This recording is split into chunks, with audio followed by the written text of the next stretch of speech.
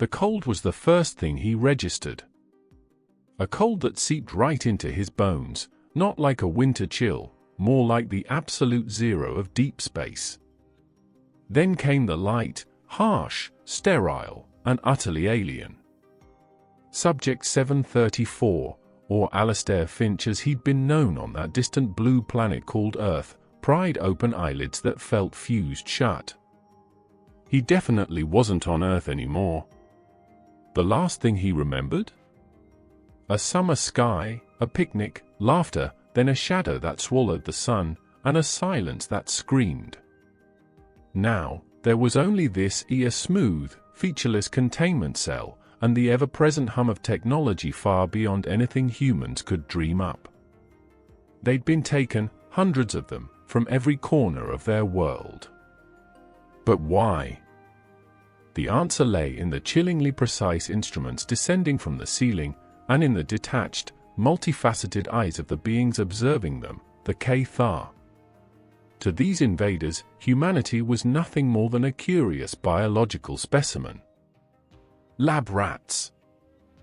Simple as that. The Cathar.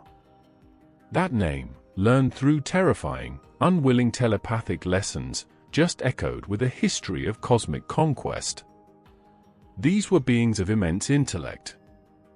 Their bodies looked slender, almost fragile, but they were encased in shimmering exoskeletons that pulsed with a faint, inner light. Their technology? It was like an extension of their own minds, seamless and intuitive to them, but completely baffling to their human captives. For cycles, that's the Cathar way of measuring time, which felt like an eternity of dread the abductees endured. The ship, a colossal, city-sized vessel that blotted out the stars, was a maze of labs, holding pens, and so-called re-education chambers. The experiments were systematic, invasive, and carried out with a chilling lack of malice. It wasn't cruelty for cruelty's sake, it was more like the detached curiosity of a biologist dissecting some new species of insect. They tested pain thresholds, cognitive abilities, and emotional responses. They mapped human DNA, trying to understand that chaotic, primitive spark they thought defined us. Humans were catalogued, tagged. Our memories were probed, our bodies subjected to manipulations that left us physically scarred and psychically fractured. Many broke. Some just succumbed to the sheer hopelessness of it all, their minds retreating into a merciful darkness. Others raged, futilely, against their captors. Their defiance was always met with impassive efficiency, a sedative field, a memory wipe, a quick transfer to a more secure, more isolated cell. Alastair, who used to be an astrophysicist, clung to what was left of his scientific mind. He tried to observe, to understand, even as his body was poked and prodded. He saw the Cathar's strengths, all right, their advanced tech, their telepathic network that let them communicate and coordinate instantly, their cold logic that made them so ruthlessly efficient. But he also started to see patterns, routines. Their arrogance was a shield, sure, but maybe, just maybe, it was also a blind spot. They saw humans as individuals, easy to isolate, easy to control. They just didn't get that stubborn, often illogical, human knack for connection, for hope, even when the odds were overwhelmingly stacked against us. In the sparse communal feeding areas, where nutrient paste was silently dispensed by machines, furtive glances were exchanged. A shared nod of despair. A whispered word of defiance when the Cathar patrols were far enough away. These were small things, tiny against the backdrop of alien dominance, but they were seeds. Seeds of a desperate, growing idea. The Cathar thought they'd broken them, believing they were studying a docile, defeated species. They were dead wrong. You see, this particular story, this chronicle of abduction and experimentation, was about to take a very human, very unexpected turn. And it's worth remembering, as we get into this account, that this is a story, a what if, born from the same human imagination that dreams of stars and wonders about contact. The Cathar physicians, their multi-jointed fingers dancing over holographic interfaces, actually marveled at the human capacity for stress. Adrenaline, cortisol, such crude chemical responses, they thought, yet so potent. They documented the physiological decay under duress, the psychological fragmentation.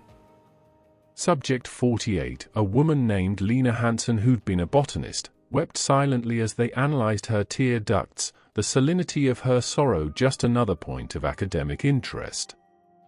Subject 212, a former Special Forces operative named Marcus Cole, endured agonizing combat simulations. His ingrained tactical responses were meticulously recorded even as his mind screamed for release.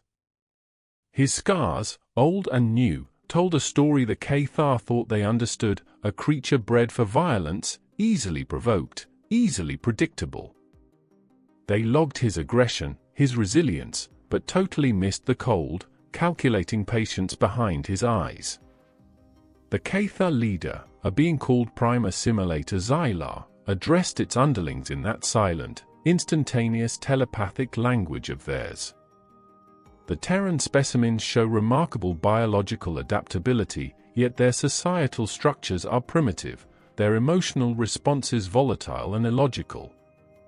Continue data acquisition. Catalog their weaknesses. Their potential for integration into the Cathar Dominion is minimal, but their biological quirks might yield unexpected applications for lesser servitor species. This cold dismissal, this complete lack of perceived value beyond raw biological data, was, ironically, the very thing that started to galvanize the survivors. They were underestimated. And in that underestimation, there lay a sliver of a chance. They were lab rats, sure, but even lab rats, when cornered and desperate, can bite. The Cathar, in their sterile, ordered existence, had perhaps forgotten the raw, unpredictable power of a creature fighting not just for its life, but for its very definition of what it meant to *be star. The shift began subtly. It really started with observation. Alastair, during his forced exercise periods in a larger, multipurpose chamber, began to map the Cathar patrol routes. He noticed these tiny pauses in their usually fluid movements, the slight dimming of their exoskeletal lights when they interfaced with certain control panels. He wasn't alone, either. Lena, while being tested for her reactions to alien flora, mostly holographic projections, started to mentally catalog the Cathar's own biological processes, gleaned from the medical readouts they carelessly left visible during her exams.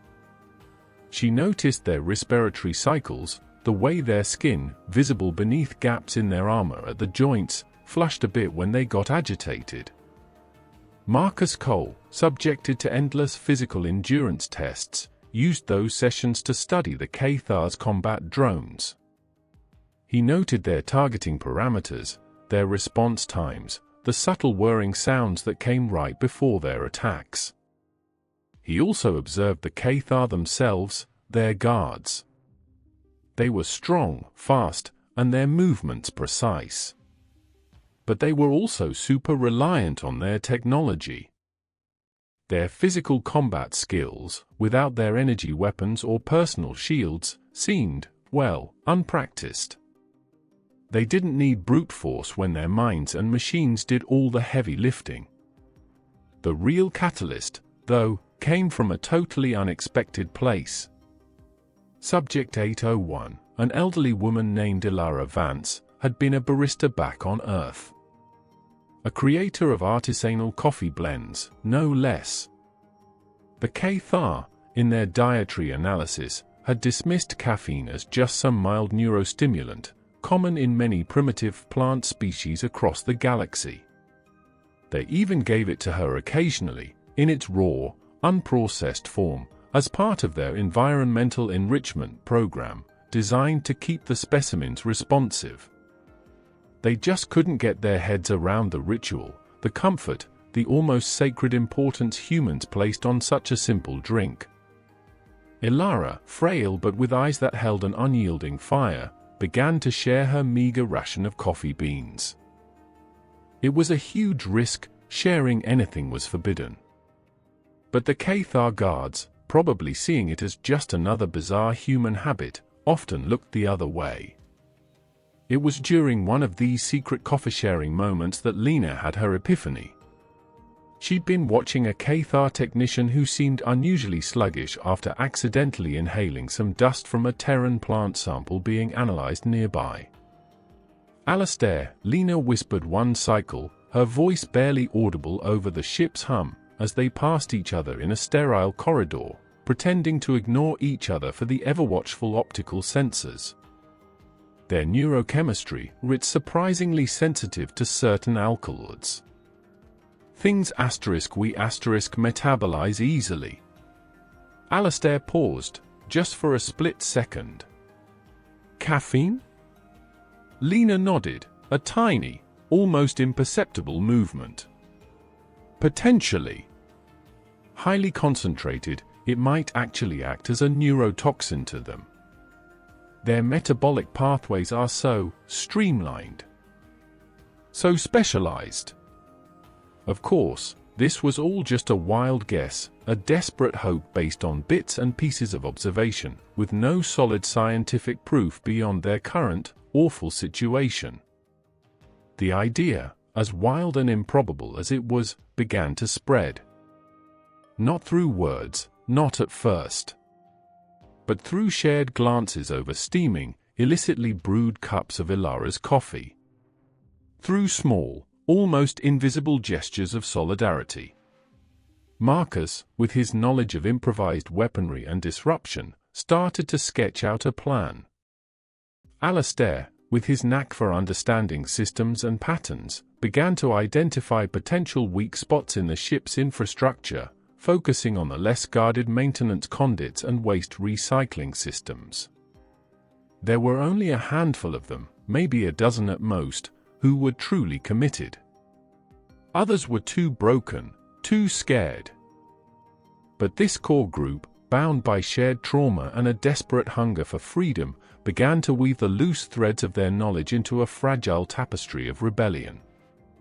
They learned to communicate without words, using slight inflections in their movements, nearly imperceptible coded coughs, or by leaving dead drops of information scrawled on ration wrappers, hidden in plain sight. The Cathar's arrogance was their greatest ally. Sure, the alien surveillance was constant, but it was filtered through this lens of contemptuous superiority. They watched for obvious acts of aggression, for escape attempts they thought were laughably crude. They didn't monitor for the subtle chemistry of brewing hope, for the quiet calculations of desperation, or for the slow, meticulous gathering of seemingly useless data by creatures they'd already written off. The plan started to take shape around the coffee. Ilara, with her knowledge of roasting and brewing, became their unlikely quartermaster. She started to subtly tweak her requests for enrichment items, asking for specific plant samples the Cathar thought were harmless, but which actually contained higher concentrations of caffeine and other compounds that could be disruptive to alien biology. Meticulously, painstakingly, she began to create a highly concentrated extract. It was a total shot in the dark, based on Lena's theory. Marcus, meanwhile, focused on distraction and disablement. He'd noticed that the Cathar guards, despite their tech, were creatures of habit. Their patrol routes, their shift changes, the way they responded to minor system alerts, all predictable. He also spotted that the internal comms system, while telepathic for Cathar to Cathar chat, had audible alert functions for ship-wide emergencies, probably a failsafe or a way to interact with automated servitors. If they could just trigger a cascade of false alarms. Alastair's role was critical, the escape route. He'd pinpointed a series of rarely used plasma conduits that, if temporarily shut down, could provide a path to a small, secondary shuttle bay. This bay housed older, less sophisticated Cathar scout ships, relics by their standards, but miracles of engineering to human eyes. Deactivating those conduits, even for a few minutes, would require precise timing and a diversion of power that would definitely be noticed. The risks were astronomical. Failure meant more than just death. It meant intensified experimentation, maybe the permanent erasure of their minds, or worse, being turned into mindless servitors, their bodies just animated husks. But the alternative, a slow, agonizing slide into oblivion, a species catalogued and forgotten, was unthinkable. One cycle, during a standard cognitive assessment, a Cathar examiner, its multifaceted eyes fixed on a holographic display of Alistair's neural activity, made a casual telepathic remark to a colleague. Subject 734 exhibits unusual dream patterns. High levels of abstract problem solving. Curious, for such a primitive intellect. Alistair, pretending to be confused by the blinking lights he was supposed to be tracking, felt a cold thrill. They were close. Too close. But the Cathar, for all their intelligence, couldn't see the forest for the trees. They saw individual data points, not the emerging pattern of human ingenuity being forged in the fires of despair. The day, or rather, the Cathar cycle, they named Operation Breakpoint, arrived with no fanfare, just a shared, silent understanding. Ilara had prepared the concentrated caffeine solution, hidden in several small, flexible nutrient pouches. Marcus had identified the exact moment during a shift change when guard presence in their target sector would be at its lowest. Lena had confirmed a temporary vulnerability in the ventilation system that could be used to disperse an aerosolized version of Ilara's concoction near a key Cathar security hub. Alistair had finalized the sequence for rerouting power to the plasma conduits. The Cathar were about to learn a lesson that countless civilizations across the cosmos had learned before, often too late. Never, ever, underestimate the desperate cleverness of a creature with nothing left to lose. Their meticulous study of human biology was about to be flipped on its head, not by superior firepower, but by the very primitive chemistry they had so casually dismissed. The Cathar thought they were on the verge of fully understanding their human subjects. In reality, they hadn't even begun to scratch the surface of what humanity was capable of when the tables were truly, desperately, about to be turned. The chosen cycle began just like any other. The monotonous hum of the Cathar ship, the cloying, recycled air, the gnawing ache of hunger barely touched by that nutrient paste. But beneath the surface, a silent, frantic energy was thrumming. Phase 1, the diversion.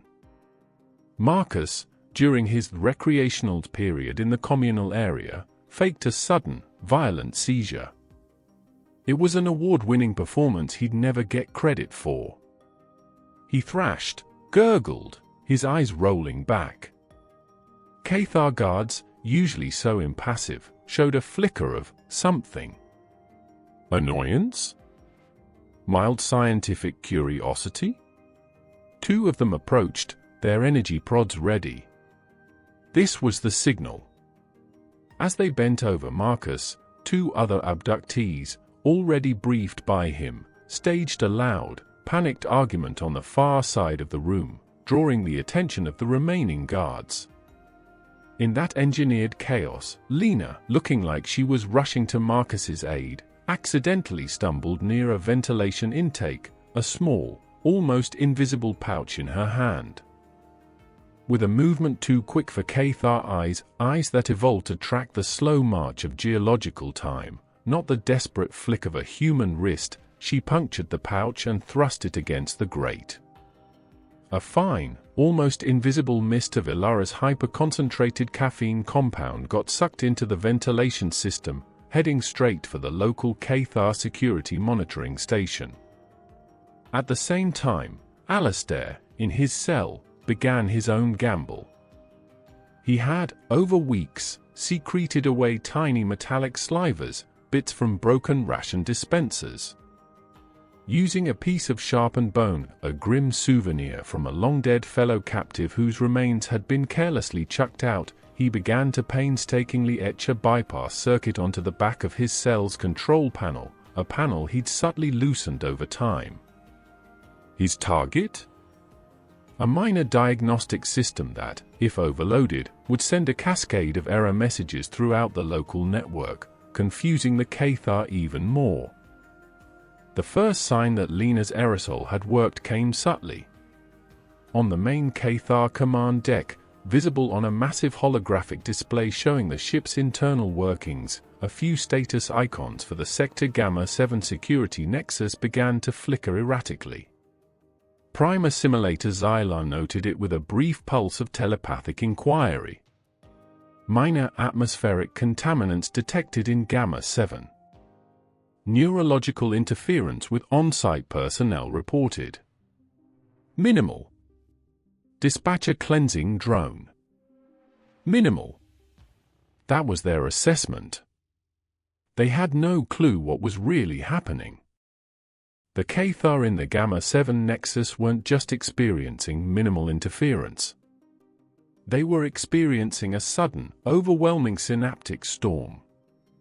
Their streamlined neurobiology, so efficient and precise, was totally ill-equipped to handle the flood of unexpected stimulants. For them, it was like injecting pure adrenaline straight into every nerve ending. Their thoughts scattered, their multifaceted eyes dilated wildly, their movements became jerky, uncoordinated. One Cathar clawed at its own helmet, letting out a silent, telepathic shriek of pure sensory overload. Another just collapsed, its exoskeleton twitching. This was the window. Marcus, his seizure miraculously subsiding as the distracted guards were recalled to deal with the escalating chaos in Gamma 7, gave a sharp nod to his small team. They moved with a desperate precision honed by weeks of silent rehearsal.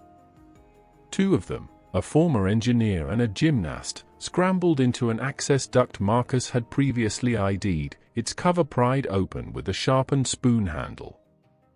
Their job, to manually disable the internal locks on a series of service corridors leading towards Alastair's sector. Alastair, meanwhile, felt a slight tremor as his makeshift bypass took effect. Warning lights blinked on his cell panel. An automated Cathar voice, flat and emotionless, echoed in the corridor, anomaly detected. Cell 734. Diagnostic protocols initiated. His door hissed open, not an escape, but part of the ship's automated troubleshooting. Two maintenance drones, spider-like machines with multiple tool arms, glided towards his cell. This was expected. Alastair didn't fight them. Instead, he accidentally knocked over a container of conductive fluid he'd managed to save from a leaky pipe, some kind of Cathar lubricant. The fluid spilled across the drone's path, and as they rolled through it, their delicate internal circuits shorted out with a shower of sparks. Another set of alarms, more localized, more urgent. Multiple system failures, Sector Delta 4, a Cathar voice announced ship-wide, this time with a faint, almost imperceptible edge of concern. The chaos was building. The Cathar, so reliant on order and predictability, were struggling to process all these simultaneous, seemingly unrelated system failures. Their command structure, designed for methodical conquest, not for dealing with weird internal disruptions, was slow to adapt. Ilara Vance, our elderly barista, now played her part. Using a hidden stash of her concentrated caffeine liquid, she and a few other older, less physically able captives, began to contaminate the nutrient paste dispensers in their immediate area. They moved with the slow, deliberate care of those who knew this was their only contribution, but a vital one. Any Cathar who came to quell uprisings in their sector would find their own food turned against them. Marcus and his team, now 6 strong, reached Alistair's section. The corridors were eerily empty. Most Cathar personnel were either rerouted to deal with the Gamma-7 crisis or investigating the spreading system malfunctions. They found Alistair wrestling with a primary power junction, his face grim with concentration. The plasma conduits to the shuttle bay, he grunted, sweat stinging his eyes. They have a fail-safe. I can override it, but only for about 3 minutes. After that, they'll auto-recharge and incinerate anything inside. 3 minutes is all we need, Marcus said, his eye scanning the corridor for any approaching threats. The others are on their way. We have about 15 designated for the escape. The others were the abductees who had committed to the escape plan, a motley crew of terrified but determined individuals. They arrived in small, staggered groups, guided by the pathfinders Marcus had sent ahead. Their faces were pale, their breathing ragged, but their eyes burned with a desperate hope. Now, Alistair! Now! Marcus urged. Alistair slammed a makeshift lever, a reinforced pipe segment, into the power junction. Sparks flew. Lights flickered across the entire sector.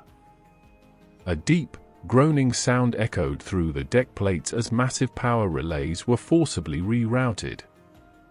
On the Cathar command bridge, Prime Assimilator Xylar's exoskeletal lights flashed an urgent crimson.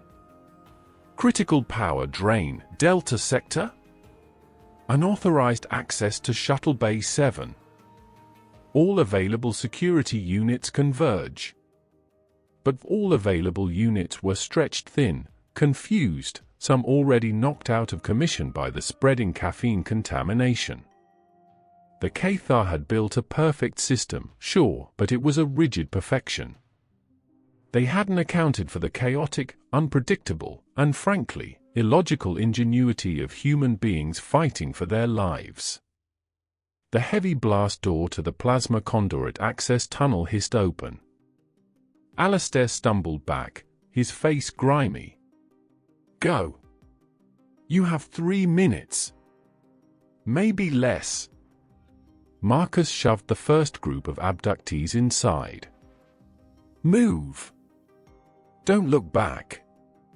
The conduit was dark, vibrating with barely contained energy. It smelled of ozone and fear.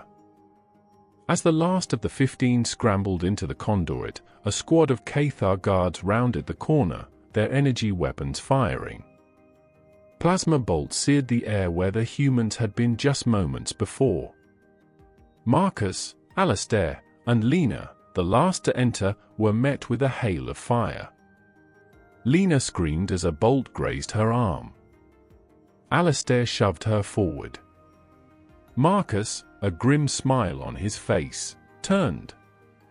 He held 2 of Ilara's nutrient pouches, filled with the raw, viscous caffeine concentrate.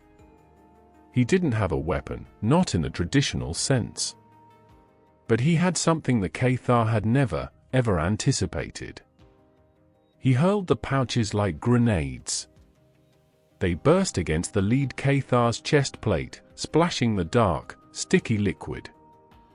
The Cathar paused, its weapon lowering slightly as it tried to process this unknown substance. Then, its limbs began to jerk. Its telepathic scream was cut short as its neural pathways overloaded, a spectacular, if silent, explosion of synaptic chaos. The other Cathar hesitated, confused by their leader's sudden incapacitation. That hesitation cost them. Marcus, come on! Alistair yelled from the conduit entrance. Marcus didn't move. They'll seal the conduit. Someone has to hold them here. Get them out, Alistair. Tell them, Tell them we fought back." He picked up a fallen Cathar energy prod, its charge unfamiliar in his hand. He knew he wouldn't last long. But every second he bought was a second closer to freedom for the others. The Cathar, recovering their composure, advanced. Marcus met their charge, not with skill from training with their weapons, but with the raw fury of a cornered animal. It was a short, brutal, one-sided fight. But it bought precious time. Inside the conduit, the 15 humans raced towards the faint light at the end of the tunnel, Shuttle Bay 7. They could hear the roar of the plasma conduits beginning to reignite behind them. The scene on the Cathar command bridge was one of unprecedented mess. Alarms blared, holographic displays flickered with contradictory information, and telepathic communications, usually so calm and orderly, were now a mess of panicked reports and confused queries.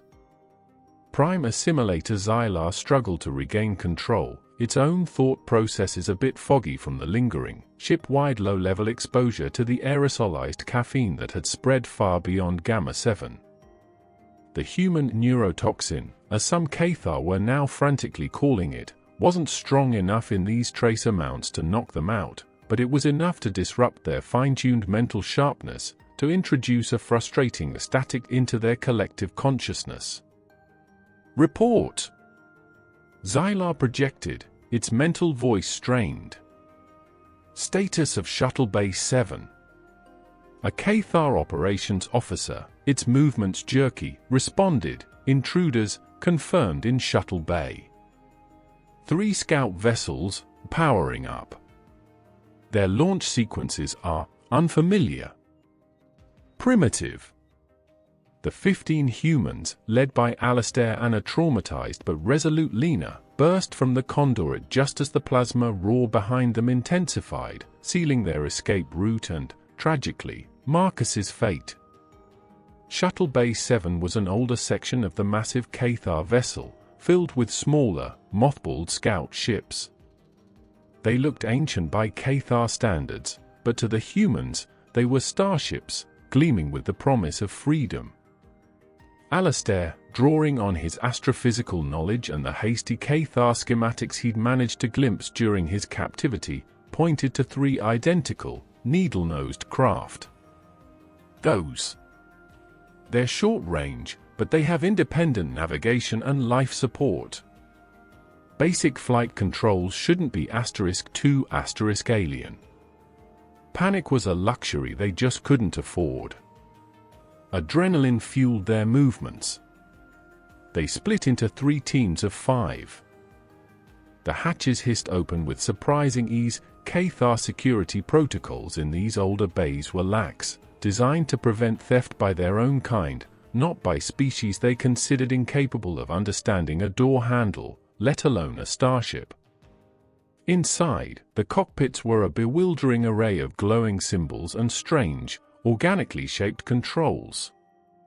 But the fundamental principles of flight, Alistair had gambled, were universal. Thrust, vector, navigation. He and 2 other technically minded abductees, a former pilot and an IT technician, began a frantic process of trial and error, their hands flying over the controls. "Powering engines," shouted Maya, the former pilot, from her cockpit, her voice tight with a mix of terror and pure thrill. A low hum vibrated through the deck. "I think I have helm control." "It's intuitive? Like they designed it for children." Maybe, Alistair thought, for Cathar children, these were simple toys. On the command bridge, Xylar watched in horrified disbelief as 3 unauthorized launch warnings flashed on the main display. "Disable them. Tractor beams. Weapons."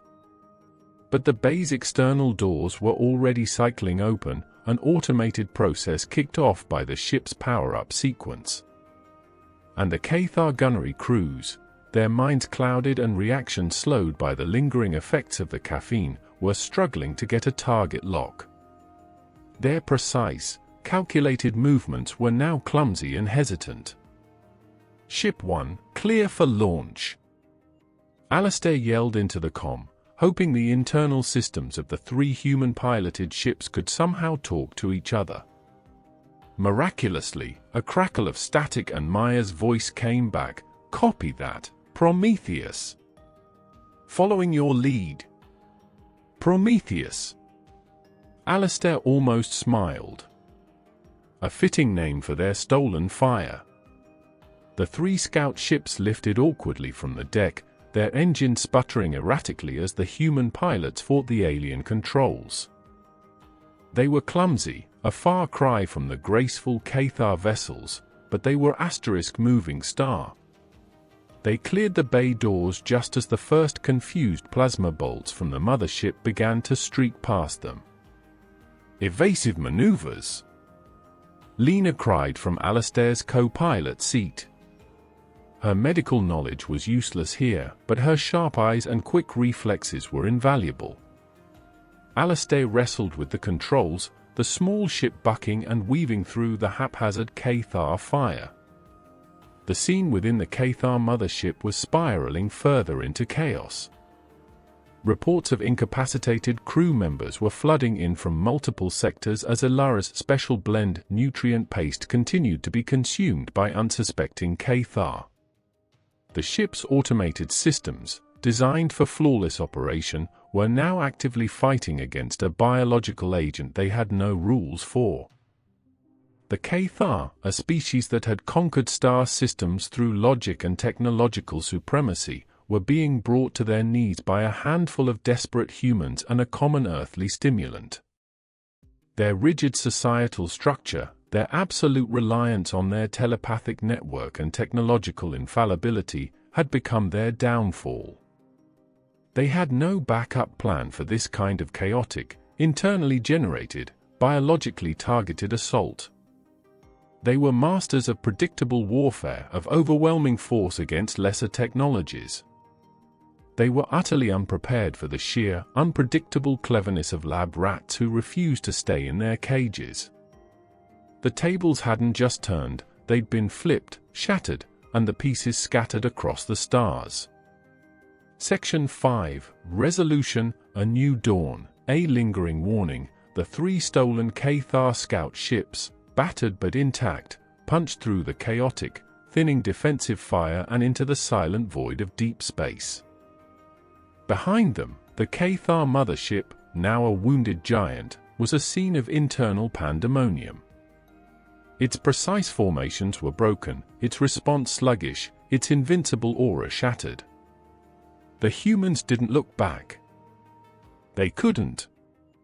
Their focus was entirely on the immediate, desperate future, survival. Alistair, Maya, and the 3rd pilot, a quiet man named Ben, managed to coax the alien vessels into a stable, if somewhat shaky, formation. The ships were fast, incredibly so by human standards, but their range was limited, and their understanding of the Cathar navigation systems was basic, to say the least. They were basically jumping blind, aiming for a vaguely star-rich area of space, hoping to find a habitable system, a friendly signal, anything.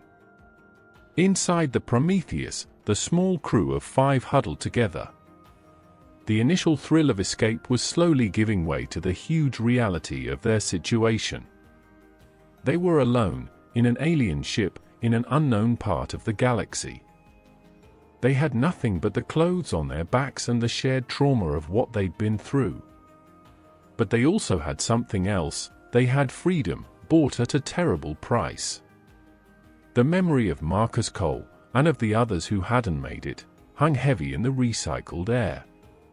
Lena tended to the injured, her medical kit consisting of scavenged Cathar supplies she barely understood. Her own arm throbbed, a stark reminder of their narrow escape. "We need to find a stable star system soon," she said, her voice weary but firm. "Our life support is good, but these ships weren't designed for long-term voyages with this many biologicals." Days turned into weeks. They learned to operate the Cathar ships with increasing skill.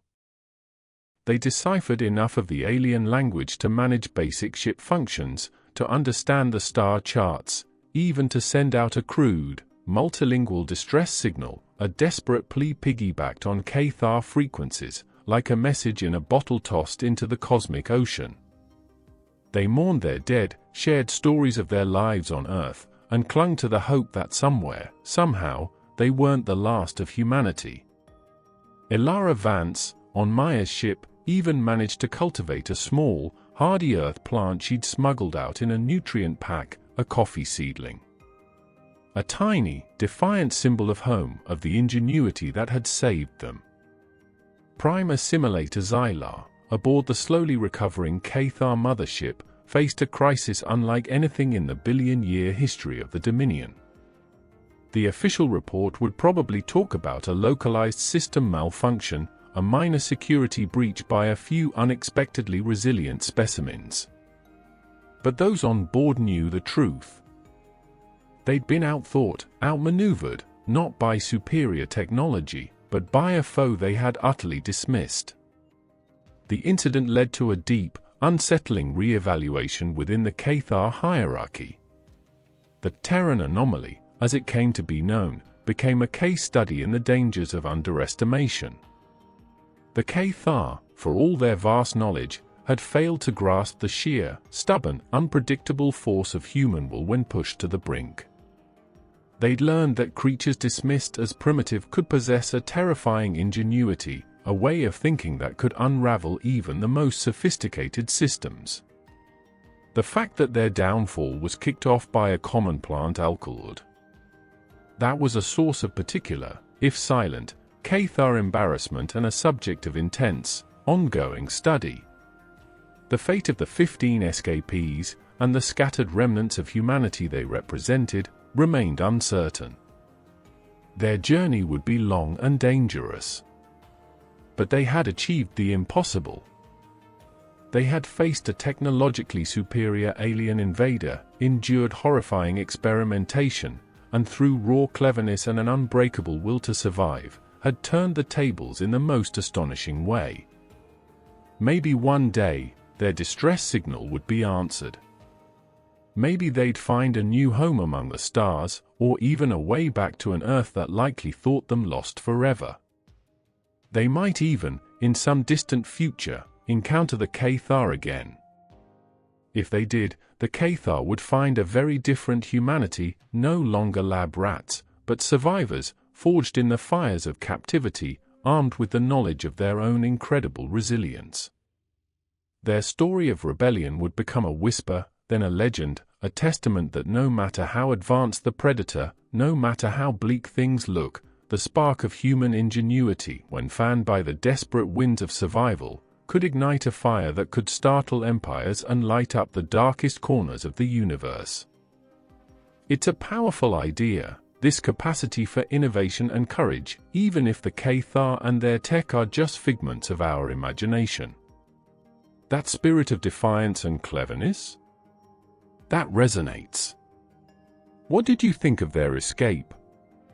Could they have done anything differently? More importantly, what does this story say about what truly makes us human? Drop your thoughts and theories in the comments below. We're always fascinated to hear your perspectives on these cosmic what ifs.